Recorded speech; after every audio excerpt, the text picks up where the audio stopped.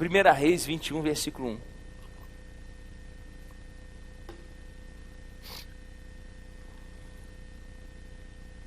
Sucedeu depois disso o seguinte.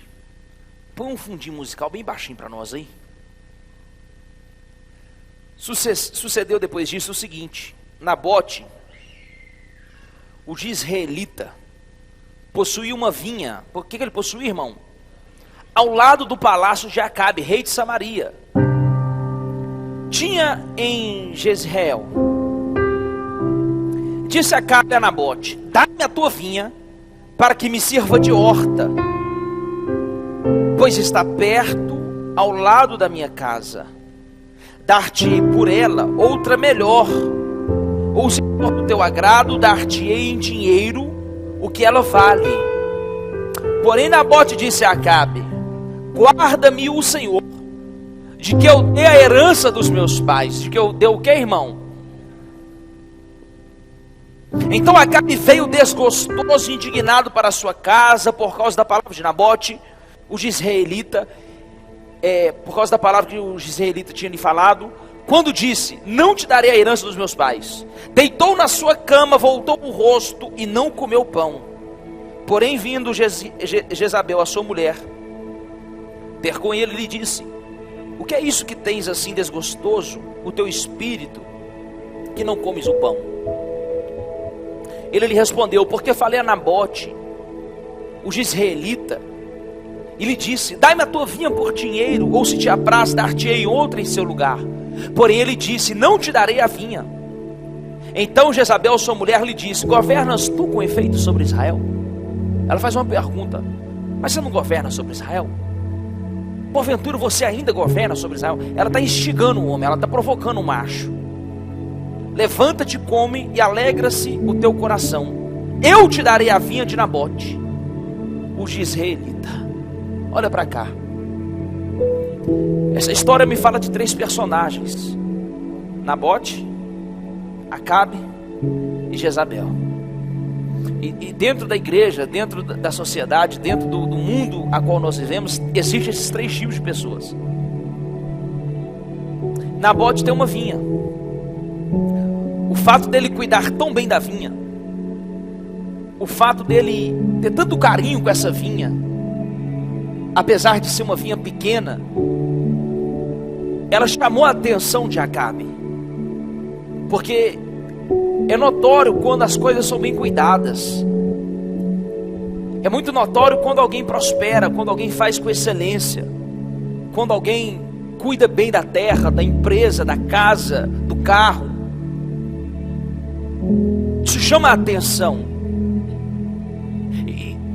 E esse homem, quando ele cuidava dessa vinha, eu imagino o amor, eu imagino o carinho, eu imagino a dedicação, ao nível que o rei queria comprar ou trocar. Ele falou assim: de jeito nenhum. Ele nem ouviu a proposta, ele não quis nem saber de dinheiro. O rei ainda disse: mas eu posso trocar em uma melhor, eu só quero ela porque é do lado da minha casa, para facilitar, para ficar mais fácil, para ampliar o que eu já tenho. Eu não quero nem saber, eu não vou vender, não vou trocar, não vou fazer nada, porque herança é o que, irmão? Então aqui, quando ele fala herança, revela o motivo a qual ele amava tanto essa vinha. E nós não temos amado a herança de Deus, e nós não temos mais dado valor ou a devida atenção para as heranças que Deus deixou disponível para nós, e nós temos vendido ela para alguns reis por aí. A Bíblia, a lei mosaica, para quem não sabe, a lei de Moisés, proíbe a venda de herança. A primeira coisa que uma pessoa faz quando ela recebe herança é o quê? Vender. Tudo que o pai construiu, tudo que o avô construiu, tudo que o bisavô construiu, se ela não tem sentimento, se ela não tem apego emocional, ela vende. Só que isso para o mundo judaico é uma desonra. Olha para cá, para você entender o contexto. Isso para o mundo judaico é uma desonra muito grande. É o maior nível de desonra. Quando você desfaz dos seus antepassados, quando você desonra os teus pais. Tanto é que é mandamento bíblico que aquele que honra pai e mãe, ele prolonga os dias da vida e prospera na face dessa terra. Tamanha é a ligação entre honrar aquilo que o meu pai e que minha mãe fez. Olha para cá, crente. Então agora Nabote está se posicionando como alguém que reconhece a história. Ele está dizendo assim: eu não vendo porque é herança. Eu recebi de presente, eu não posso vender um presente que eu recebi, pelo contrário, eu tenho que cuidar. E ele cuidava tão bem, mas tão bem, que Acabe cresceu o olho. A primeira notícia que eu tenho para te dar: honra aquilo que Deus tem te dado. Falar de novo: honra as heranças que Jesus deixou para nós na cruz do Calvário. Porque, irmão, nós não tínhamos direito a nada, nós não construímos nada. O herdeiro, irmão, ele é uma pessoa muito peculiar, muito única. Porque nós, mortais, mero mortais, nascidos em Minas Gerais, se você vier de Carangola, então você vai se identificar. Nós temos que ralar muito, irmão, para ter qualquer coisinha. Financie 60 vezes. Minha casa, minha vida. Eu sei que tem alguns irmãos aqui que já passou por outro nível, mas deixa eu falar do que é normal. Tudo é com muito custo. Tudo é debaixo de lágrima, de suor, de choro, debaixo de muita dificuldade. Agora o herdeiro é diferente. Só dele nascer no berço certo, no ventre certo, ele já nasce na frente da gente. A verdade dos fatos é essa. Está na frente culturalmente, está na frente socialmente, está na frente intelectualmente, está na frente financeiramente. Por isso que uma pessoa que sai da extrema pobreza, sai da pobreza, sai da classe média baixa, da classe média alta, para se tornar milionário, bilionário, irmão, tem que bater palma. Porque é muito acima da média. É surreal, é extraordinário, porque não é fácil. Até porque se você estudar riqueza, tem alguém aí ou não? Quando você estuda riqueza, você vai entender que riqueza passa de geração para geração. É raro alguém construir grande riqueza em uma única vida. É difícil. Você começa a construir, os seus filhos vão sequência. Aí nos seus netos que a coisa começa a se tornar realmente grande. Estou falando de grandeza, irmão. Não estou falando de comprar uma casa, um lote, não. Aí você vai falar assim: não, pastor, você acabou comigo. Preocupa não, que eu estou igualzinho a você. Tudo é alugado. Tudo. Pastor, você tem vergonha de falar isso? Não, é. Vergonha é mentir, irmão. Olha para cá. Mas eu estudo sobre riqueza. A história do dinheiro. A história de famílias grandes. E se você avaliar, se você estudar, riqueza é passado de geração em geração. Aí você vai falar assim: não, pastor, você acabou comigo. Preocupa não, que eu estou igualzinho a você. Tudo é alugado. Tudo. Pastor, você tem vergonha de falar isso? Não, é. Vergonha é mentir, irmão. Olha para cá. Mas eu estudo sobre riqueza. A história do dinheiro. A história de famílias grandes. E se você avaliar, se você estudar, riqueza é passado de geração em geração. Por isso que quando eu abro mão e começo a vender a herança que eu recebi, eu estou interrompendo um ciclo de riqueza. Tem alguém aí? Se o seu pai era pastor e você tem um chamado forte a pastor e você interrompe, você está quebrando um ciclo, está começando do menos zero. Você pode ver, o Márcio Valadão é pastor, amém ou não amém? Uma bênção. Olha o tamanho que o André Valadão é. Você gostando dele ou não, você sendo simpático com ele ou não, olha o tamanho que o André Valadão é. Porque o pai já colocou um pilar, ele está colocando outro. Agora, se o filho dele, o neto do Márcio, der sequência, aí, meu filho, você esquece. Porque já está pegando a experiência, já está pegando estrutura, já está pegando ensinamento, já está pegando um nome, está pegando já os contatos, o network, pegando um tanto de coisa, irmão, que nós vamos ter que fazer a vida inteira para conseguir ter. Estão entendendo comigo a mensagem ou não? Você vai ver onde eu vou chegar com essa coisa. Então, eu não posso dispensar heranças. O que o seu pai te deu como herança, você tem que valorizar, porque pode ser dali que vai vir uma riqueza. O que sua mãe te deu como herança, um talento que ela te deu, uma capacidade que ela te deu, um ensinamento que ela te deu, ainda que não foi financeiro ou de forma material, mas o seu pai te deu uma senha, um código, a sua mãe te deu uma senha, um código, irmão, honra isso, porque isso é a sua herança. Cristo deixou inúmeras heranças na cruz e a gente não sabe. A Bíblia vai dizer que o testamento só vale passar quando o testador morre. É assim ou não é? Está na Bíblia, viu, irmão? Isso é um pouco de jurisdição. Olha para cá, crente. O testamento, a herança, só entra em vigor, só passa a valer depois que o testador morre, falece. Então Jesus morreu para que nós tivéssemos acesso à herança. Olha para cá, crente. Se ele não tivesse morrido e fosse eterno e ficasse aqui por todo o tempo, como filho único, porque ele é filho único, tem alguém aí? Nós somos enxertados. Nós recebemos direito de ser chamado filho. Mas olha o que a Bíblia vai dizer, que ele era unigênito do Pai. Unigênito fala de único. Aí depois da sua morte ele se torna o primogênito. Precisamos organizar algumas coisas teologicamente falando. Vou falar mais devagar para você pegar um raciocínio. Até a sua vida, até a cruz, ele era unigênito do Pai. O que significa unigênito? Único. Único filho. O céu só se abriu e só chamou um de filho. Através de Cristo, a Bíblia vai dizer que nós recebemos o direito de sermos chamados filhos. Nós somos enxertados na videira, porque ele é a videira. Então agora nós somos co-herdeiros com Cristo. Está assim ou não está na Bíblia? Pegamos carona. Entramos de gaiata. É tipo uma mulher que casa assim, certo? Mas tem uns homens também que agora estão fazendo isso também. Estou dizendo que está certo ou que está errado, mas estou dizendo que é histórico. O que acontece?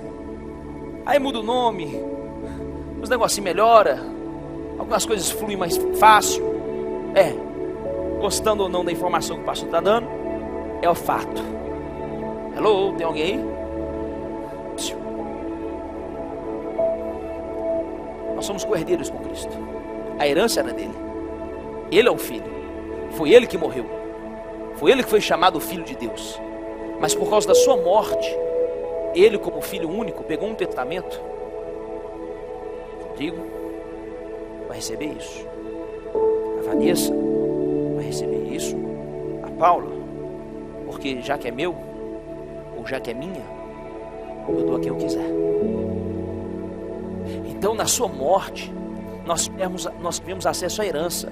Agora a herança tem uma característica, me pergunta qual? Não depende da minha capacidade, depende daquilo que meu pai fez.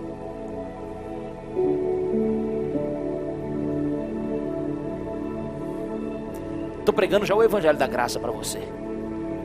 Porque alguém te ensinou que você tem que fazer tudo certinho para Deus te abençoar. Alguém te ensinou que você tem que ser o mais bonitinho da igreja para Deus te abençoar. Só que grandeza, riqueza, prosperidade, irmão, não está muito relacionado ou linkado à santidade. Santidade te dá acesso a outras coisas, ao reino, a reinar, a ter galardão, a ter intimidade, a ter poder, a ouvir a voz de Deus, a falar com Deus. Lá no céu te dá grandeza. Porque senão, me explica por que 98% dos bilionários não são cristãos. E não fica falando, eu tenho mais do que ele, eu sou mais abençoado que ele, e convencendo você com essas mentiras, não. Para de se convencer com essas mentiras espiritual. Sabe, achando desculpas e justificativas. É porque você nunca viveu o que eles viveram. É porque você nunca teve acesso ao que eles tiveram. É óbvio que nem tudo é dinheiro. É óbvio. Só que riqueza que eu estou falando nem sempre é o dinheiro. É o seu filho estudar numa boa escola. É a sua filha ter uma boa educação. Porque uma boa educação evita construir num lugar errado. Uma boa educação evita comer o que é errado. Evita se autodestruir. Uma boa educação evita que no futuro a gente tenha traumas ao ponto de virar um bandido, um traficante. É só você pegar índices. Tudo está relacionado à educação. Estão conseguindo alcançar o raciocínio ou não? Então, eu nasci para pregar para gente que nasceu para ser grande. Eu sei que tem pessoas que têm dificuldade de entender, aceitar e ouvir o pastor Pedro. Mas não tem problema. Eu sei do que eu fui chamado. Eu sei para que eu fui chamado. Eu sei por que a minha mente funciona assim. Deus fez ela funcionar assim. Não foi eu que escolhi ser assim. Eu enxergo as coisas assim. E eu estou vendo que Cristo deixou algo muito grande. Só que a igreja não quer. A igreja nem conhece. E quando eu tenho uma herança que eu não conheço, eu posso não ter acesso. John Wesley conta uma história. John Wesley foi o maior avivalista do século XX. O homem que mais ganhou alma para Jesus na terra. Inclusive ele é o fundador da igreja metodista. John Wesley vai dizer que entrou na casa de uma senhora e, assentado no sofá, ele viu numa parede um documento colocado em uma moldura, chamou a atenção dele. Ele chegou perto para ler o documento. Quando ele foi ler um documento, ele parou e perguntou à senhora: você sabe o que está escrito aqui? Não. Você não tem ciência do que está escrito aqui nessa moldura, nesse documento aqui? Ela: não. Isso é um presente que a minha antiga patroa me deu. Ela trabalhou muitos e muitos anos para uma senhora muito rica, e essa senhora não tinha filhos, não tinha marido. E no seu falecimento, na sua morte, ela pegou todo o seu testamento, toda a sua estrutura, todos os seus recursos e colocou para aquela senhora que cuidou dela a vida inteira, que era grande amiga, grande companheira, acabou se tornando até uma irmã. Então ganhou ou não? Só que aquela senhora, por ser analfabeta, ela não sabia o que era aquele documento. Só que quando a mulher morreu, ela só pediu uma coisa: guarde com muita estima, valorize o que eu estou te dando. O que ela fez? Colocou na moldura bonita e colocou na sala dela. Isso é história verídica, tá, irmão? Isso aqui não é liro não, para fazer uma metáfora para ficar bonita a mensagem, não. Isso aconteceu. Aí o que acontece? Tem um testamento poderoso pendurado numa parede. Ela continuava simples, quem sabe passando necessidade, quem sabe sem recurso para comprar um remédio, quem sabe sem recurso para ir no médico, fazer um tratamento, para educar um filho, um neto, porque ela tinha direito a uma herança, que ela não tinha ciência do que era aquela herança. Quando nós não conhecemos o que Cristo deixou por nós, irmão, o diabo deita e rola na nossa história. A gente fica todo travado, todo bloqueado, chorando pelos cantos, murmurando pelos cantos, passando luta, passando dificuldade, só porque nós não conhecemos o direito que nós temos pela cruz do Calvário. A cruz do Calvário é mais poderosa do que você imagina. É poderosa para perdoar o seu pecado. É poderosa, irmão, para arrancar toda maldição, toda palavra de acusação, toda palavra que te entristece, que te machuca. Irmão, quando eu olho para a cruz, a minha vida muda. O problema é que nós não olhamos para a cruz, nós não entendemos o que Cristo fez ali. Nós confessamos uma fé, nós proclamamos uma fé que nem o livro básico, o manual básico dessa fé a gente lê.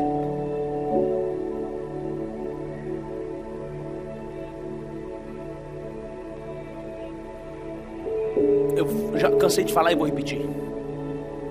Hoje, depois de 11 anos de convertido, é que eu tenho um pouco da teoria, que eu entendo um pouco das coisas, porque eu comecei a estudar. Mas o que me trouxe até aqui, irmão, foi ler esse livro de manhã, de tarde e de noite. Fonte inesgotável de vida é a tua palavra. Irmão, há códigos, há segredos, há chaves na Bíblia que você não tem noção, que você não acha no coach, que você não acha em palestra, que você não acha em treinamento, que você não acha em faculdade. Está na Bíblia. Por isso que chama Antigo Testamento e Novo Testamento. É testamento, irmão. O livro está falando de herança. O livro está falando de quê, irmão? E a gente não lê. Qual é o direito que eu tenho hoje para minha herança? Nem pelo menos um capítulo da sua herança por dia, querido. Tem alguém aí? É porque a gente fala Bíblia. Então agora, a partir de hoje, você vai colocar assim: eu tenho um testamento, eu tenho um antigo, eu tenho um novo. O que está em vigor? Me pergunta qual? O novo. Então qual é a tendência? O que pode te ajudar? Se apodera do novo.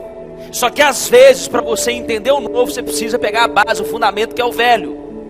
Ou o antigo. Não fala de velho, eu falo antigo. Tem gente que fala velho, eu prefiro a versão antiga. Acabe entender isso. Acabe conhecer isso a fundo. Ele cuidou tão bem da vinha que chamou atenção. A segunda coisa que eu preciso entender é que tudo que eu cuidar, tudo que eu investir, vai frutificar, vai germinar, vai ficar bonito, vai ficar belo. Só que junto a isso, traz a atenção dos invejosos. Traz o quê? O seu cabelo da inveja. Deixa eu falar. A roupa que você veste da inveja. Esse namorado, essa namorada, esse marido, essa mulher. Por isso, meu irmão, eu gosto de uma música do sertanejo que tem aí. Tá uma música aí. Ela quebra a pia. Ela chuta o mindinho. Como é que é? Hã? Canta aí, gente. Uma música sertaneja. É Jorge Mateus? É uma bênção. Olha aqui. Aquela música é terrível. É medo de se perder, não. É pavor. Hã? Minha filha, para de fazer propaganda do seu marido. Faz para ele, fala com ele, honra ele. Para de fazer propaganda da sua esposa. Para de fazer propaganda da sua empresa. Falar para Deus e o mundo o que você ganha, o que você deixou de ganhar, quanto que entra, quanto que deixou de entrar. Para! Porque vinhas bonitas chamam a atenção de Acabes. Quem já sofreu de inveja aqui? Sofreu mesmo, irmão. Não foi uma fofoca do seu nome, não. Teve prejuízo. Sentiu na pele. Perdi o emprego, fechei uma empresa, acabou com o meu casamento por causa de uma inveja. Confessa, irmão.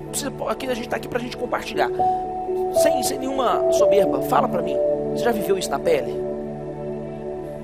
Só quem já passou isso sabe. O que é você ver uma pessoa tomada de inveja, armando, articulando o tempo inteiro, porque ela obcecou com aquilo que é seu. Ela está obstinada em ter o que você tem. Só que ou você se acostuma a lidar com isso, ou você não cresce. Tem gente que não quer crescer, não quer prosperar, porque não quer perder os amigos, porque não quer magoar alguém da família, porque não quer ter que fazer de alguém, porque não quer ter nenhuma inveja. A pessoa deixa de cortar o cabelo, a pessoa deixa de viajar, a pessoa deixa de trocar o carro, preocupado com a reação do outro. Ela começa a tomar atitudes e se mover por aquilo que o outro vai pensar ou deixar de pensar.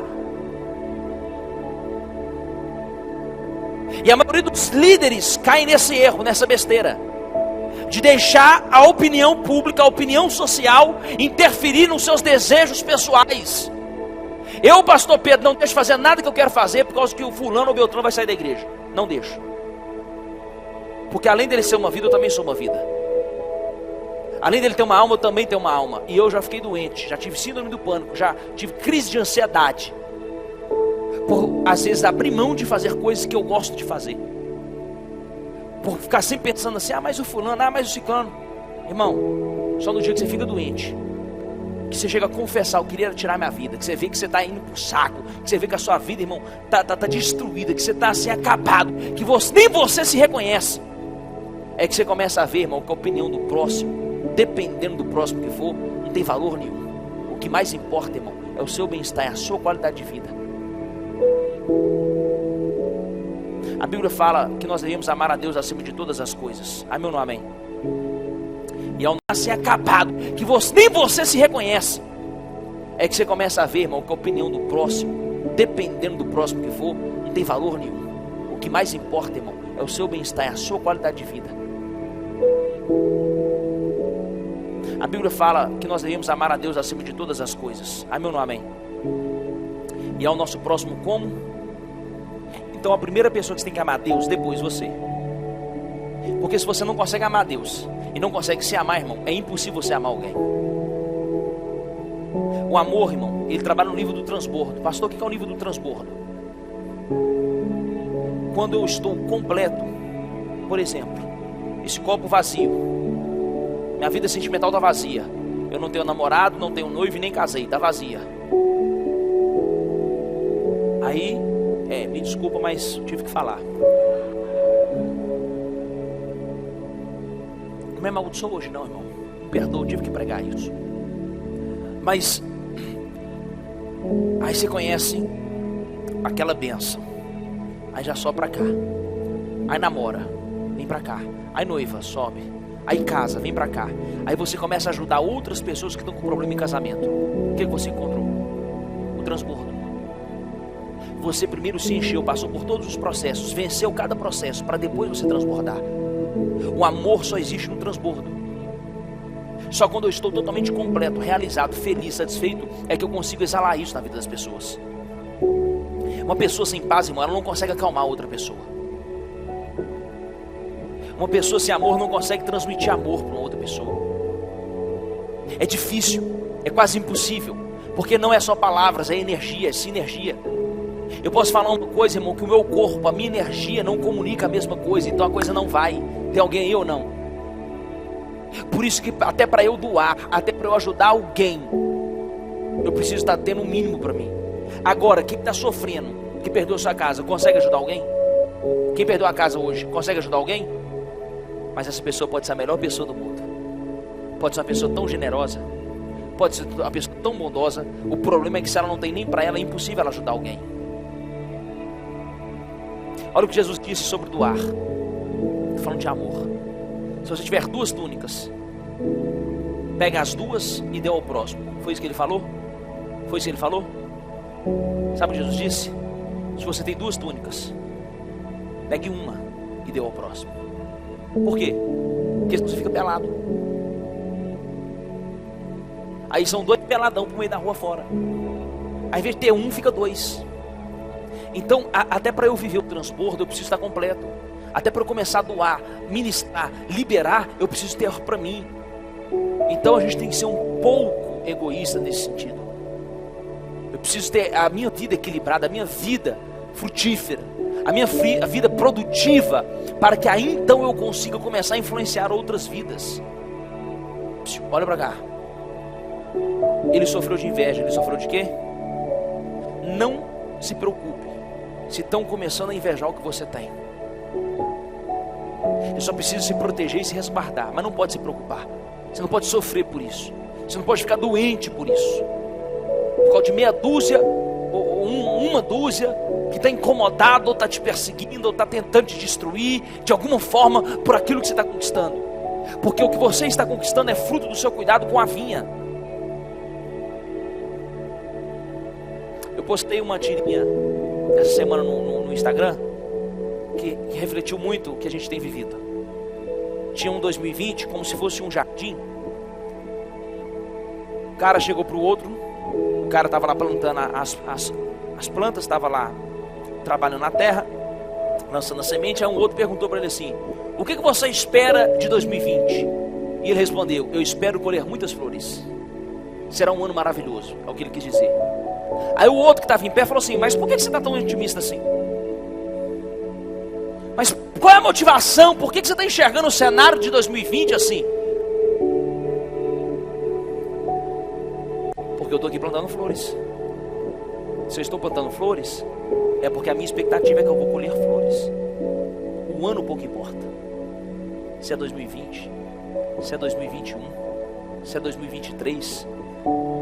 Essas questões, irmãos, são só para nos ajudar a dar norte. Mas o que reflete mesmo é a lei da natureza. O que eu planto é o que eu colho. Então, por que o pastor Pedro prega com tanta convicção sobre alguns assuntos? Porque é o que eu planto e é o que eu colho. É o que eu vi acontecer na minha vida desde que eu aceitei Jesus. É o que eu vi acontecer na minha vida depois que eu parei de fumar maconha, cheirar cocaína, tomar LSD, rachixe, skunk. Então, eu conhecia um Pedro e hoje eu conheço o outro. Tudo porque a semente mudou. Tudo porque o tempo investido agora é em outra área. Porque agora a energia é para outra área. Porque agora o foco é outra área. E consequentemente, se eu estou plantando flores, eu vou colher flores. Então não se assuste com o resultado que a vinha vai gerar. Porque a vinha vai gerar algum resultado. Tem alguém que diga amém? Então junto com a prosperidade, com a abundância da vinha, vai vir também algumas invejas, algumas propostas. Então eu tenho que ter muita convicção de quem me deu o que eu tenho, da onde eu saí. Eu tenho que ter muita convicção de o que Deus fez na minha vida para que eu não me venda. Porque, irmão, a nossa geração é uma geração que se vende muito fácil. Toda geração se vendeu, todo mundo se corrompeu. Tem um ditado que diz que todo homem tem o seu preço. Enfim. Mas é notório, irmão, dentro do meio evangélico, dentro do meio político, dentro do meio empresarial, artístico, como que uma proposta bem feita, o cara muda assim de camisa, muda de time muito rápido. E ó, o amor que ele jurou, os anos que passou junto, já não tem mais valor nenhum. Ah, é profissionalismo, você entende. Ah, é porque é o mercado. Não é, querido. É porque tem gente que prefere a proposta do que o propósito. Só que deixa eu te falar uma coisa: herança não se vende, porque senão você interrompe um ciclo de riqueza. Grave isso no seu coração. Há coisas que eu não posso vender. Tem coisas que são comerciáveis. Tem coisas que são negociáveis. Já outras são inegociáveis. O seu caráter, a sua paz, a sua índole, a sua imagem, isso, irmão, é inegociável. Você negocia pão de queijo, café, chup-chup. Você negocia carro, que são coisas supérfluas. são coisas externas. Agora, o que sua mãe te ensinou, o que seu pai te ensinou, o que o seu pastor te ensinou, o que você leu na Bíblia, isso nós falamos de essência. Isso não pode entrar em negócio. Não pode, em hipótese alguma. É isso que vai fazer a sua a vinha ser diferente da do vizinho. É isso que vai fazer que reis, ricos, milionários cresçam o olho. Pode ser que se não fosse uma herança, ele poderia vender. Ele só não vendeu porque era herança. Ele deixou claro, não vou vender porque é herança. Então ele está dizendo o seguinte: tem coisa que eu negocio, tem coisa que não. Olha para cá. Só que existe um segundo tipo de pessoa. A primeira tipo de pessoa é Nabote. Quem se conhece, quem conhece a sua história, investe e valoriza. Quando eu me conheço, quando eu conheço a minha história, eu invisto nela. Vou falar de novo. Quando eu me conheço e conheço a minha história, eu invisto nela. Ele investiu na vinha porque ele sabia, é uma herança. E se eu quiser honrar meu pai e minha mãe, se eu quiser honrar o meu legado, eu tenho que dar sequência nessa vinha. Às vezes nós teremos que fazer coisas na vida que a gente não ama, que a gente não gosta. Porque agora, qual é a filosofia? Você tem que fazer tudo que você ama. Até o trabalho tem que ser tudo que você ama. É assim ou não é? É óbvio que se você conseguir conciliar o teu trabalho com aquilo que você tem paixão, com aquilo que você tem vocação, com aquilo que você ama, glória a Deus. Se não, vai com o que tem mesmo, porque o importante é pagar a boleta.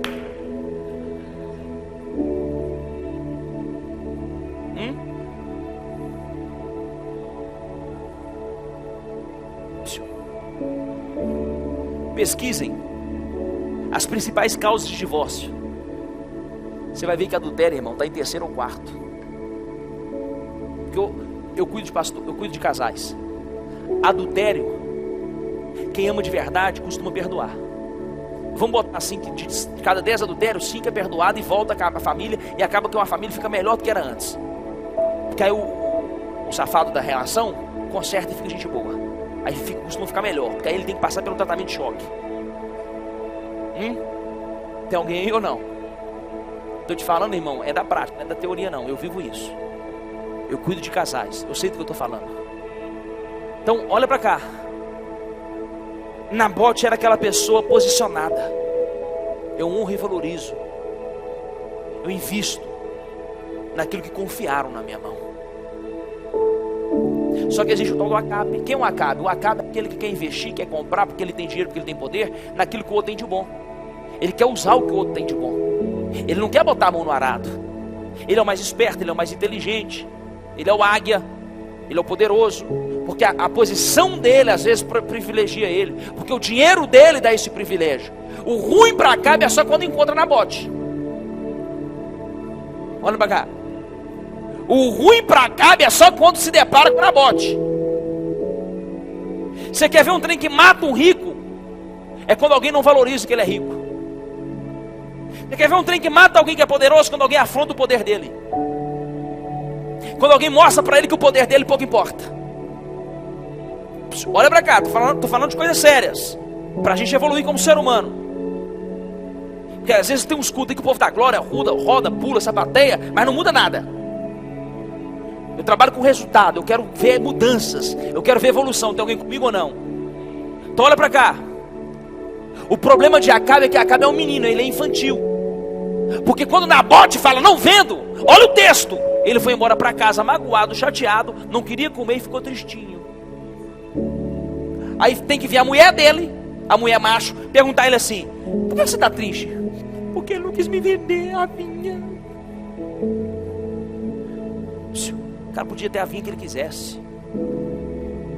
O cara podia ter o terreno que ele quisesse. Ele podia contratar os melhores agricultores que trabalhavam nesse ramo de vinha. Era só questão de 1, 2, 3 anos, ou já pegar uma que já está bem encaminhada e vamos dar uma melhorada nela. Mas a Bíblia vai dizer que ele ficou doente. É isso que ele ficou magoado profundamente, só porque alguém falou não para ele. Tem pessoas que não sabem lidar com não. O segundo tipo de personagem é aquele que não sabe lidar com não. Tem alguém aí? Tem muita gente, irmão, inconsequente, mimada, porque não sabe lidar com não. Nunca ouviu um não, porque o dinheiro dele às vezes nunca deixou ele ouvir um não. Porque às vezes o pai e a mãe nunca falou não.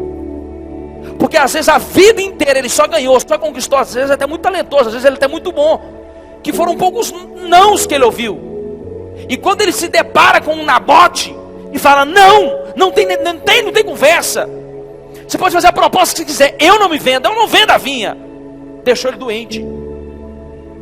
Eu tenho enxergado uma geração que está doente porque não sabe lidar com o não. A consequência, crise de ansiedade. A consequência, depressão. A consequência, pânico. Existem inúmeras consequências. Mas se você for lá no fundo, lá na raiz da raiz, pode ter sido um não que ele ouviu que ele não soube suportar. Tem ovelha que não sabe ouvir não. Se o pastor falar assim, eu não posso orar por você hoje, eu vou sair da igreja. Saia. Vai mudar o que na minha vida? Vou falar sério, não está acontecendo isso não, irmão. Mas eu só gosto de falar que eu sou rasgado assim. Vai mudar o que na minha vida? Seja sincero, irmão. Mudar o quê? Irmão, o que já entrou e já saiu de gente. O que já foi e veio. O que vai sair, o que vai entrar. Eu não deixei de pregar uma semana. Eu desconheço uma semana que eu fiquei sem vir nesse altar. Eu não deixei de comer, não deixei de vestir. Não estou desfazendo de ninguém. Só estou confrontando a sua dificuldade de ouvir não. Eu amo vocês de uma forma que vocês não têm noção. Só que até para minha esposa eu falo não. E eu amo ela. Até para minha mãe eu falei não esse dia. Ela morreu. Não. Não. Será que você aprendeu a usar o não na sua vida? O não para você? Porque o não para os outros você sabe. Às vezes não sabe o não para você. Irmão, a palavra não é uma das palavras mais poderosas que existe. A gente não usa. Deus fala assim o tempo inteiro, irmão. Deus fala assim o tempo inteiro. Eu tenho para mim que Deus fala mais não do que sim. Porque deve chegar cada pedido. Deve chegar cada informação lá para ele. Que só deve ficar assim. Não. Não. Não. Não. Não, não, não, não, não. Sim. Talvez. Não. Não, não, não, não. Não, não. Esse tá muito chato. Vou matar ele. Vai, pô. Tchau. Hã? Imagina os ouvidos de Deus que tem que ouvir. Se Deus desse sim toda hora, hein? Se Deus falasse ok, tudo bem, toda hora, hein? Aprenda a usar o não com seus filhos. Aprenda a usar o não com teu marido. Aprenda a usar desde o noivado, desde o namoro. Aprenda a usar o não com a sua esposa. Não é não. Se Deus desse sim toda hora, hein? Se Deus falasse ok, tudo bem, toda hora, hein? Aprenda a usar o não com seus filhos. Aprenda a usar o não com teu marido. Aprenda a usar desde o noivado, desde o namoro. Aprenda a usar o não com a sua esposa. Não é não. Eu sei que daqui 6 meses ela vai te convencer. Mas pelo menos de início você falou não. Se demorar 6 meses. Eu sei que ela consegue. Mas você precisa falar não. O não, irmão, pode te impedir de entrar em sociedades terríveis, prejudiciais. O não pode te evitar de entrar em relacionamentos tóxicos. Só que a sua emoção e o seu desejo pelo sim é tão grande que você não mede consequências. Mas eu vim te alertar, irmão, que às vezes a maior chave do sucesso não é o sim, é o não. Não é a hora. Não vou gastar. Não vou comprar. Porque eu tenho um outro propósito, porque eu tenho um outro foco. Não. A sua falta de não está te colocando em dívida. Posso pregar, irmão? A sua falta de não está te colocando deprimido. A sua falta de não está se decepcionando, está te fazendo se decepcionar com um tanto de gente. Pergunta por quê? Porque você faz para todo mundo e fica esperando. Mas o seu medo de perder amigos, o seu medo de não ser mais popular, o seu medo de não ser o queridinho da galera, te faz falar assim o tempo inteiro. A falta de não está te colocando, irmão, em cada rabo de foguete. Não é não. Eu não vou. Não vou. Preciso estudar. Não vou, preciso dormir. Não vou, preciso me alimentar melhor. Não vou, preciso ir para academia. Não vou, eu preciso trabalhar. Não vou, preciso ler um livro. Não vou, preciso fazer um curso. Não. Não vou, preciso ir para a igreja. Não vou, preciso congregar. Não. Só que a gente é igual a Acabe. Qualquer não fica doente, qualquer não faz carinha. Ele já conhecia a mulher que ele tinha. Tem gente, irmão, que sabe tanto jogar com a emoção, que ele fez charme para Jezabel. Porque ele não tinha peito. Porque Acabe era frouxo. Acabe era o crê, irmão. Aí ele arrumou um homem macho. Esses termos assim não é masculino ou feminino, gente. É só porque é o linguajar popular brasileiro para a gente entender a coisa. Eu não sei usar outros termos, não. Politicamente correto, infelizmente passei longe. Olha para cá.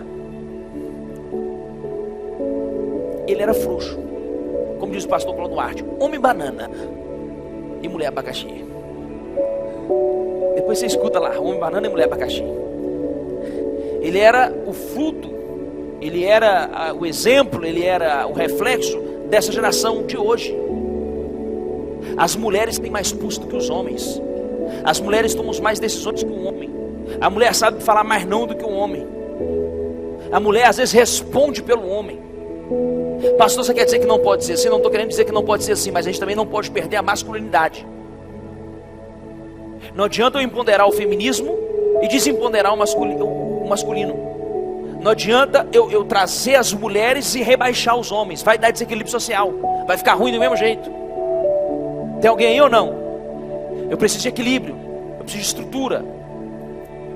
Então tem muita gente que não sabe lidar com não. Fica igual a Acabe fazendo beicinho. Deixa eu falar uma coisa.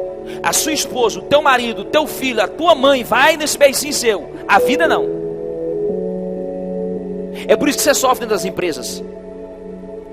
Porque você quer fazer dentro da empresa o que você fez dentro da sua casa o tempo inteiro. Só que seu patrão não está nem aí para você. Está nem aí para você. Pelo contrário, irmão, se ele vê beicinho, ele vai te arrebentar. Quanto mais beicinho, mais perseguido você vai ser. Põe logo um sorriso. Está tudo lindo. Não tem nada lindo, mas está tudo lindo. Me ensinaram que eu tinha que engolir sapo. Aí eu fui para Israel com o Lucas. Já contei esse caso aqui na igreja, mas esse caso é um fenômeno. Diz que eu tinha que engolir muito sapo. Aí eu fui com o Lucas para Israel. Chegou na alfândega de Israel, eu fui parado. Eu estava com o cabelo raspado, assim, eu achei que eles pensaram que eu era talibã, alguma coisa assim. Estava muito esquisito. Aí, eu cismei com esse trem. Por que eu fui parado? Fiquei indignado, irmão. Porque eu recebi um não que eu nunca tinha recebido. E o Lucas passou. E com toda a intimidade, com todo o carinho que eu tenho com o Lucas, eu falei, Lucas, qual que é o seu segredo? Porque o Lucas era um negão. Cheio de ouro, anel, aquele negão bonito, forte, que comia pimentão no café da manhã. Eu fiquei assustado com aquele trem, porque lá em Israel tem pimentão no café da manhã, vocês vão ver. E ele comia, eu falei, gente, como é que dá conta? Enfim. Aí eu cheguei pro Lucas, Lucas, você é meu parceiro, você vai me dar uma senha, você vai me dar um código aqui agora.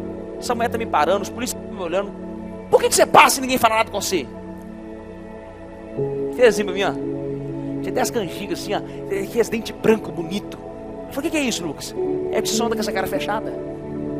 Chega rindo pra você ver. Aí eu reparei o Lucas lá em Madrid. Tô vendo o Lucas. Falava nada de inglês, nem ok sabia. Sim, não. Mas tinha um sorriso bonito que exalava uma alegria. Irmão, ele anda rindo. Você olha pra ele e tá assim, ó. Ele chega nos ambientes, só vê o sorriso dele. Ele descobriu, a força dele estava no sorriso. Aí dali em diante eu descobri, melhor que engolir sapo é sorrir. Que eu engoli sapo, ó, e eu sorri. Tudo bem, vamos lá. Troca o engolir sapo pelo sorrir. Vai abrir mais porta. Pastor, não consigo. Vai conseguir. Tem só adulto aqui no templo? Tem umas crianças aí, né? Eu ia te dar uma outra senha para coisa sexual, na hora do sexo, mas deixa pra lá.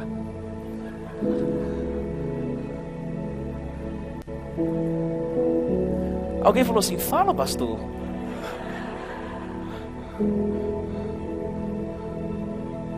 Não, porque descobri que biologicamente, se você fizer assim, ó, na hora, retarda. Assim, ó. Filha, se você vê um macho por aí assim, ó,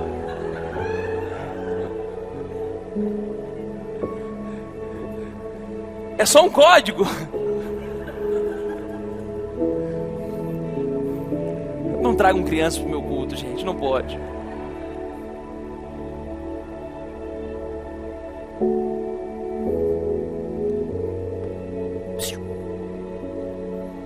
Acabe ficou doente. Entra o terceiro personagem, esse que é o pior. Muitos de nós somos a Jezabel na vida de Acabe. Porque Acabe recebeu o não de Nabote. Jezabel fala: por que você está assim? Porque Nabote não quis me vender a vinha. Ela, como é que é? Ele não quis vender a vinha? Mas deixa eu fazer uma pergunta: você é ou não é o governador, o rei de Israel que manda nesse trem todo aqui? Porque Jezabel ficou indignada, porque ela entendia: o meu homem, meu marido é o mais rico, o mais poderoso, ele é o rei dessa nação. Vai receber? Não, não vai ficar assim. Ela falou assim: não preocupa não, eu vou te dar a vinha. O que ela falou? Mas é o pior tipo de pessoa. Porque por ela não ser de Israel, por ela ser fenícia, Ciro fenícia, por ela servir a Baal e não ao Deus de Abraão, de Isaac e de Jacó, ela não seguia as leis mosaicas. Por isso que aqui fica uma dica: casar com pessoas que não têm a mesma cultura, a mesma educação, a mesma visão que você, é complicado. Porque mais cedo ou mais tarde vai dar choque. O apóstolo Paulo que disse isso: não vos coloquei em jugo desigual. Luz não mistura com trevas. E ali ele está falando de relacionamento. Tem muita gente que está sofrendo nos relacionamentos porque se colocou num jugo desigual. O cara é poliglota. Olha, deixa eu falar. O cara é poliglota, o outro não sabe nem falar o português direito. Pastor, você é muito preconceituoso. Não sou não, querido. É porque eu cuido de gente. Na teoria tem tudo que tem uns contos de fada que é lindo. Pastor, quer dizer que não pode acontecer? Irmão, não sou Deus. Pode acontecer, pode dar tudo certo. Você pode fazer tudo errado, pode dar tudo certo. Não sou Deus, não sou o Senhor do tempo. Não sei nem que hora que vai chover. Só que, avaliando números, dia a dia de pastor, cuidando de gente, a gente vê que quando há uma discrepância, uma distância cultural, social, financeiro, econômico, vai dar problema. Quem um fala A, o outro entende B. Tem alguém aí ou não? Pega um mega empresário, um mega empreendedor e casa ele com uma hippie. Vai dar errado, irmão. Vai dar errado.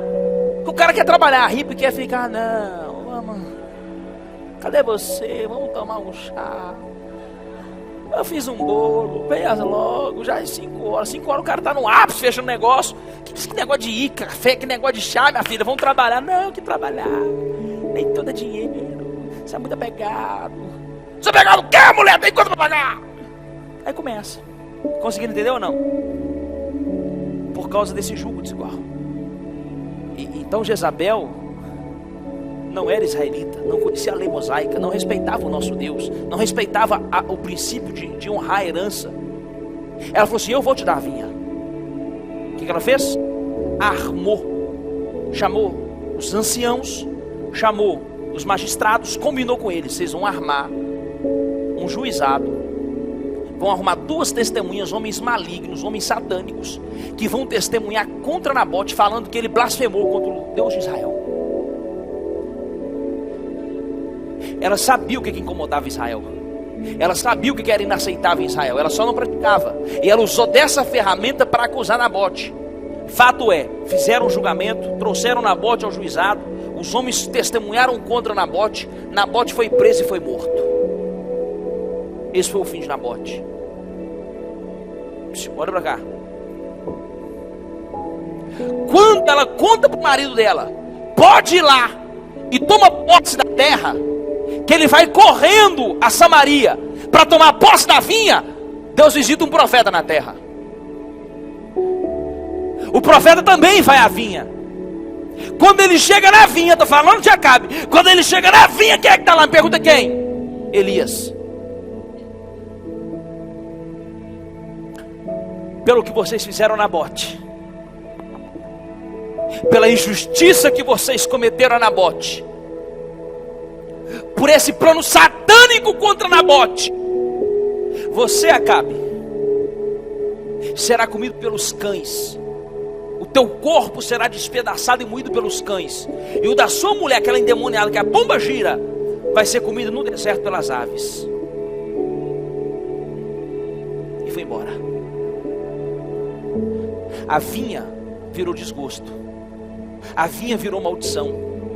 Porque tudo que eu conquisto passando por cima das leis de Deus, porque tudo que eu conquisto passando por cima de princípios, porque tudo que eu conquisto passando e humilhando pessoas que infelizmente ou por algum motivo estão abaixo de mim, Deus vai entrar como justo juiz. Porque o juiz da terra pode errar, o juiz do céu não erra não.